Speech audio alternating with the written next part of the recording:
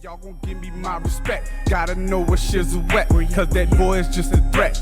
They hate Supreme Beast, cause we be talking cash shit. Led by Cadillac Red. With the Supreme Beast Boxing Talk, you know what I'm saying? It's your host, Cadillac Red.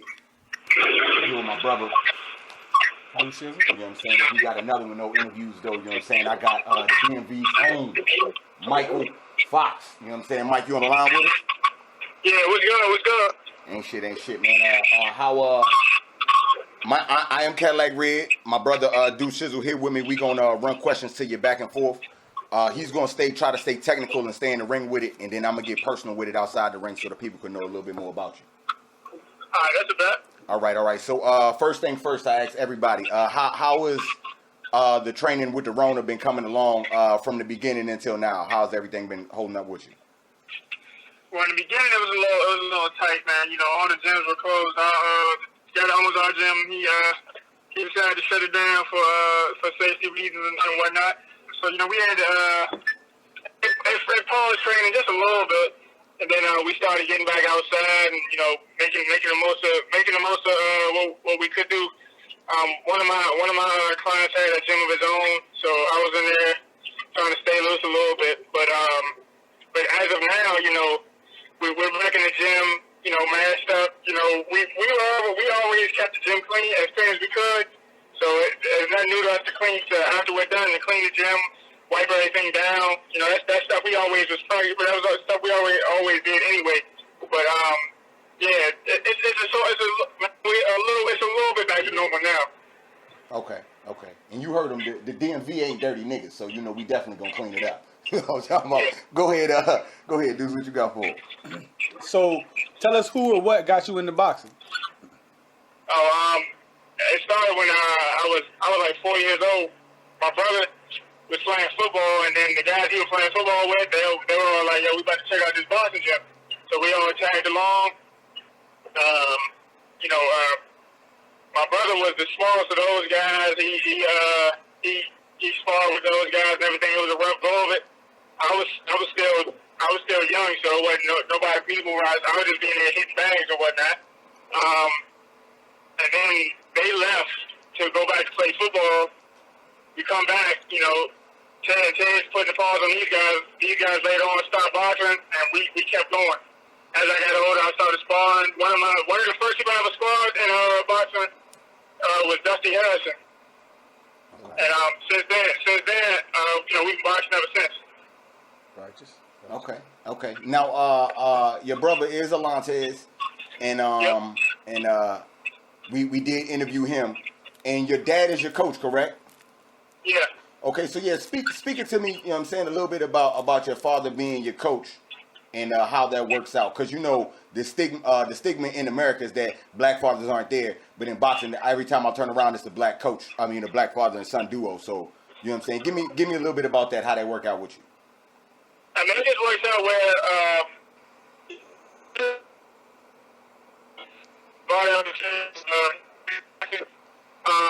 and then eventually my dad took over. We went to a couple different gyms, and then but he started training us like maybe second year in the sport.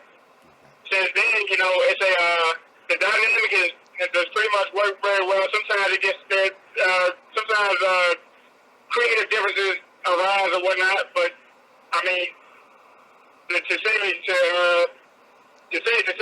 fathers aren't present, I mean, they're not talking about fathers that are involved in boxing. I know that's for sure, but believe that. I like to.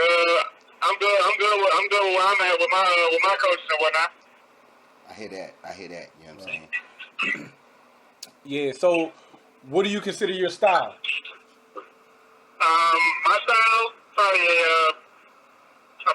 I think I'll be a pure boxer. I mean, I got a couple layers to the game, but off the first impression, I'm definitely a pure boxer. I like to hit and I get hit. I will fight. I will bite down and fight when I have to. You know, if you saw my last fight, you would know. Right. Wherever the fight goes, there's never a time I'm uncompetitive in it. Okay. Now, speaking of your last fight, I was gonna bring that up. I had the pleasure to watch you. I think personally that they robbed you. in the fight. I did see the knockdown that was kind of early, but after the knockdown, you composed yourself back together real good, and I seen you put the mitts on him for the rest of the fight, pretty much. And I do think that you did enough to come back from that round and have the W. But before we get into the fight all the way, explain to me about the PBC bubble and how that worked out. I interviewed a fighter, and they told me about how ESPN works in the bubble. How did the PBC bubble work? Well, yeah. So we were in Cali. The PBC bubble was in California. We were in a hotel. I forgot what hotel it was. I don't even remember what hotel it was because when we pulled up, they made us come in through like a side entrance. We had to do a side and went up a couple flights of stairs. We checked in. We had to get wristbands, whatever. So basically, wherever we needed to go, they scanned us so they can always know that, we're still in the bubble. You know what I mean? So at one point, somebody forgets to scan, they'll reach out and call or whatever. I think if you're not where you're supposed to be, might get in some trouble. But when we got there, first thing they did was check our temperatures. We had to quarantine for 2 days. So we had to work out in the hotel room. We worked out in the hotel room. Then we got our COVID tests, and we took 2 COVID tests, and for each meal you got breakfast, lunch, and dinner. They're like, you got 30 minutes, and you have a set time. When you're able to leave the room, you got a set time to be out. You got about 30 minutes, then you got to go back to the room. It was actually, it was kind of rough in there. By the time they had the wedding outside, and I was so happy to be outside, I wasn't even like, they could have went as slow as they wanted to. I didn't even mind. Yeah. What fresh air felt like for a little bit. Okay. Okay, so let me get a quick side question. In the hotel, did they give you like the regular hotel channels, or did they give you like something where you got more channels since you was a boxer and they putting you through like the jail shit? Well, no, I think we had the same amount of channels as everybody else. This particular, man, they wrong for that shit. They wrong for that shit. It's a lot of money on the line, and they should be giving y'all more than like 14 channels in them damn hotels if you got to stay in there all damn day. I'm just saying. I'm just saying. I'm just saying they need to give them a premium package on the TV. We stuck in this motherfucker. But okay, Deuce, go ahead, ask your question. You got y'all watching Skinamax and shit up in the bubble. Because we also had Netflix on the TV too, so we had a little more options. Okay. That's a plus, then. That's a plus. Yeah. Okay, yeah, that's better. Then. Did you have to log in under your name? Yeah, I logged in with my information. Just make sure you sign out before you leave. Yeah. Right. Okay. Go ahead, Deuce. What you got for him? So yeah, what's your go-to punch? My go-to punch? Yeah. Oh, it's definitely gonna be my dad, but I like my straight left. I like landing my straight left. I feel like if I can start landing however early I land my straight left, I can tell how to fight, what kind of fight I'm gonna have. Like this guy's a little tricky, or this one's gonna be a little easier. I can base a lot on how the fight's gonna go if I can start landing my straight left. Okay. So we could actually go to the fight now. So go ahead and break down your views of the fight that happened. I thought I might have pulled it off as much as just like you guys did, and a lot of Twitter and social media did. I mean, honestly, the guy was from Cali. I think he got a little. I think he got his hometown help. To be honest, dude can fight though. No disrespect to Lucas San Maria, but truthfully, I feel like the only place he beats me is in California. That fight would have been anywhere else, he wouldn't have won. But coming in, I remember the first round. He jumped in with a combination. He threw a right hand. Well, at the time of the knockdown, he threw a right hand. I dodged that, and then I rolled under his first hook, thinking he was about to throw a right hand again. He actually doubled up on the hook. And one snuck in. It didn't hurt. It was a flash knockdown. Probably just from being away from competition for a while. Maybe it just surprised my system a little bit. But after that, my coach, he told me, man, you gotta. He can't fight backwards, So my goal was to try to step forward and keep pushing back. And then you got a fighter that wants to come forward, and a fighter that's trying to push him backwards. We met, and there was a lot of inside work. There was a lot of inside work, and then that was pretty much the fight right there. Then we got to the last 8th, 9th, and 10th rounds. He started slowing down. Like the second half of the 8th round, I felt like I didn't have. I took that round as well as 9 and 10. And then I mean the score. I mean the score is. I mean with the fight. I felt like I was doing pretty well in the fight. I knew it was gonna be close at the end of the fight, but like the scores they put were ridiculous.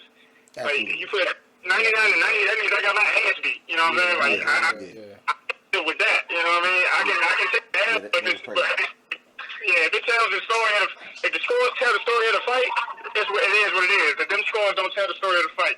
Right. Yeah. So me personally, like I said, I thought it was close too, but I felt like you fought inside. You kind of fought his fight. It looked like you fought his type of fight. So you know what I'm saying? Like, and you said for your left being straight, you should have been banging his ass with that. You know what I mean? But like I said, it looked like a lot like you fought his fight. You know what I'm saying? So that I could see why it was getting, but it was definitely close, and I didn't agree with the scores either. You know what I'm saying? Yeah. Well, I mean, like I said, like. My father told me to try to push him back, so right. Yeah. I mean, him stepping forward, me stepping forward, we just kind of met in the middle. So yeah, I mean, it happens. Yeah, and you know what I'm saying? It's a part of the game and shit, and I think you definitely got the skills. You possess the skills to bounce back without a problem. You had something you got something for him, Deuce? Yeah. What is the hardest you've ever been hit, and by who? Hardest I ever been hit is my fight. It was back in February 15th of 2019. I fought at the Shogun on Ergashev, Uzbekistan power puncher. Really, he hit me with he has like a very, very strong left hand. He's without a doubt probably the hardest punch I've ever taken in the sport. So really, I mean, and that guy, I went 10 rounds with him. And he's knocked out all but 2 fighters, and I'm one of the fighters. So. I mean, I know I'm built tough, so I mean, I can hold my head up high about that. Okay. Let me ask you this. Give me 3 fighters. You fight at 147. It's a lot of smoke at 147. A hell of a lot of smoke at 147. Give me 3 fighters that you would want to fight. That's on your hit list. Three. I know Jamal James is probably one of them. I mean, even when I pick this list, the list ain't based off any of these guys I'm thinking that any of them are sweet. I just want to see I just want to see myself in the ring with them. You know what I mean? Yeah. So Jamal James is one of them. He's a boxer I watch. Honestly, I guess me and Devin Alexander had a little back and forth on Twitter. Something slight, nothing major. I'd fight him. I guess just because he basically said I'd be easy work, I wouldn't mind fighting him at all. And honestly, like Danny Garcia, I think I have a style that would give him a little trouble. I think I have a style to give him. You know what I'm saying? Okay, so in my opinion, Jamal James is probably going to be a good fight. I would like to see that fight. That is a great fight, back and forth between you two. Alexander, I mean, I guess you know the little Twitter spat. You know what I'm saying? That's cool. But yo, you against Danny, I got you beating Danny motherfucking ass. I'm telling you, I got you putting the mitts on that boy for real. Oh man, that's a good one right there. That's the fight. You know what I'm saying? That's the fight. I got you whipping Danny ass though. Believe that, right? I think it's gonna take a little bit of climbing to do. I think to get some of you guys in the ring. I definitely got to bounce back off of this one, and then I gotta go on a nice consistent run. But then I think all of those guys are viable options. Especially I think me and Jamal James is just forming the same card. That's something that'll be something to talk about. And we can probably stir something a little bit. Yeah. Okay. Go ahead, Deuce. What you got for him? So let us know about your best performance or the performance you were most proud of. Performance I was most proud of would have to be, honestly, it's May 11th, 2019. I was coming right off of the fight with Showtime Ergashev, and that was my first loss on Showtime. I fought a guy named Fazludin Gabnazarov. He was another Uzbekistan fighter. I enjoyed this one too because, you know, everybody who had Instagram in Uzbekistan was on my IG. Trying to give me the blue. Yeah, talking shit in broken English, but hold on, Mike. Before you answer that, hold on. Because you said they asked me talking shit, so the first thing I thought about, they sending you them crazy letters that you gotta translate it. Oh, they just broken English. How did that work? No. It was broken. Some of them was like shit I couldn't understand. I was like, bro, I don't know what you're saying. And then they had a couple guys in broken English. Yeah. Like, you fight for lose. Yeah, exactly. Shut your ass up. Look, yes, you lose. You fight lose. Olympic medalist too. Olympic gold medalist. That was the fight. That's how I bounced back being an Olympic gold medalist. And I love that fight. Because. Just because of all that nonsense on social media. I don't do all that social media back and forth. I might say a few things, but after I won, I started trolling all them back. You know what I'm saying? They middle fingers and shit. I'm like, okay, cool. Oh man, look, Mike, I swear I wish I would have known. I would have jumped on that joint, had your back for real. I know a couple people that know Uzbekistan language, and I'd have been talking right back to them, tell them don't talk to me spicy. You know what I'm talking about? Right. You know what I'm saying? DMV out here. Okay. Give me your top 5 fighters all time. Top 5 of all time. Floyd Mayweather, Evander Holyfield, Andre Ward, Pernell Whitaker, and Sugar Ray Leonard. Okay. Righteous. Okay, that's a good one. Yeah, he had that one ready. You know what I'm saying? Okay, what you got to prove, Deuce? All right. So I know you got your family in your corner and shit, right? So Yep. in between the fight, you in the corner, would you rather be motivated or instructed? I'd rather be instructed. It's like, I mean, you got. The thing about coaching is like it's a balance. I've seen coaches. Some coaches are great motivators, but they don't give technical information. You know what I'm saying? They don't instruct. And then you got some fighters. You got some coaches that aren't that great of motivators, but they give great instructions. You know what I mean? Like when it's down to the wire, at least he can say, "Yo, I told you exactly what to do to get this to turn this fight around, and you didn't." I mean. Yeah. And you got the guy that's the motivator. Like, yo, you said a bunch of, you got your kids out there, you got this, everybody, you know what I'm saying? But what exactly, what punch I need to land to get this motherfucker off? Right. Okay. So I would be instructed. I mean, of course, I would like a good balance, but if I had to pick one, I want instruction. Okay. So I asked your brother, you know what I'm saying? How tall are you? Like 6'5", right? 6'6"? About 6'4", 6'4", 6'5", something like that. Okay, and you stay in the DMV. Did y'all play basketball coming up? Did you play basketball coming up? No, I didn't play any basketball. I didn't get tall till 11th grade. And then by that time, you know. Okay. Everybody. Huh? So it's time to do some real life shit by then. Yeah. By that time, I mean, you got to think everybody that was been on the football, on the basketball team since the grade, they got their spots pretty much reserved. Yeah. Right. Yeah, that's true.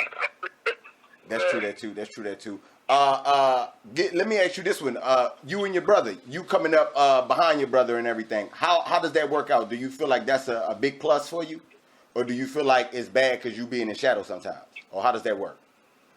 No, I think at this point now, we both become our own fighters, our own entities and whatnot. But I mean, the good thing about it is, you know, my brother's his pro career started 4 years before mine. So the good thing about it, I get to watch I get to learn. I sit back and learn. I mean, it's like really, it's like Chaz's career has been a bit of a blueprint where he's kind of done all this shit, done all this stuff first, and then the second time, go time around, good or bad, we know exactly what we need to do to be more efficient, be more effective. You know. Right. Absolutely. You know what I'm saying? And I play flag football with my brother, and it's definitely, I find it being more pleasurable. Because you get to somebody that understand everything that you're doing, the communication to be great. And I see he be in the corner with you and your dad. You know what I'm saying? All y'all together, I think it's a great thing to keep it all in the family. Because you know that ain't nobody else going to have your back better than, you know what I'm saying, your family. Right, yeah. I mean, it's just good. And it's good to have, it's good to have, just, like, I see both of them are a great pair of eyes to have. Like, I mean, even like I said, even, like, me and my brother don't fight exactly the same. But it's nothing that I'm like it's nothing that I don't call for him that he's incapable of doing, and I think that works the same way for me when I'm fighting. Absolutely. That, and like I said, I think that's a great thing. Do you have any other news coming up or any other fights coming up anytime soon that you can let us know about, or everything is still under wraps? No, I don't. You talking about me fight? Yeah. So no, I haven't heard anything yet. I'm actually gonna give my advisor a call pretty soon. It's been we've been back in the gym. We're ready to go. It's just just the way things are with COVID and everything. Yeah. We're just staying wrapped. Like my last fight, I took that on about 3 weeks' notice. But like I said before, we were already in the gym. You know what I mean? For that fight, they put me in. They got me an opponent, and they had me in as a backup if Jamal James or Tom Delermo fell out. So I basically had to train for like 3 people. But but the motto is, man, we train for opportunity, not events. Right. So we just stay. We're always trying to stay ready because we're on call. I've been in the gym. Just ran the day I ran a couple miles, and I did some sprints. So we're staying ready. PBC, top rank, anybody that got a bubble and they need work, call me. Yeah, believe that. You know what I'm saying? And I like that. You know what I'm saying? We train for the event. Yeah. You know what I'm saying? We ain't worried about none of you motherfuckers because you getting your ass whipped. You know what I'm saying? DMV all day. Okay, so do you got any social media or anything you want to tell the people how they can follow you? Yeah, y'all can follow me on Twitter at Professor Mike with a Y. Professor Mike on Twitter and on Instagram. That's where I'm most active on. Okay. All right. And it's been a good one, man. Thank you once again for coming through. You know what I'm saying? We definitely root for the home team. So anything that you need from us, you need the platform, feel free to come on, man, and we definitely gonna give it up to you. All right, man. Thanks. I appreciate that. I appreciate it very much. Man, no problem at all, man. And when you get to the top, you know what I'm saying? You go ahead and get your belt and shit. You gotta come back and holler at us. You know what I'm saying? Don't forget about the little guys. You know what I mean? For sure. Yeah, definitely interviews. Yeah, we definitely can do all same. I'll be the same person. No doubt. Because we know you're going to get one. We already know. We already know you're bringing one back home. So you know what I'm saying? Sure. We definitely going to reach out to you there for sure. Yeah, with that one, man, it's been a good one, man. Supreme Beast Box to Talk. It's your host, Cadillac Red. You know what I'm saying? Here, my brother. Deuce Shizzle. You know what I'm saying? We got DMV's own Mykal Fox on the phone. You know what I'm saying? Came through, blessed us with a good one, man. Salute to the mighty LDBC. You know what I'm saying? And yeah, man, we about this thing, man. One.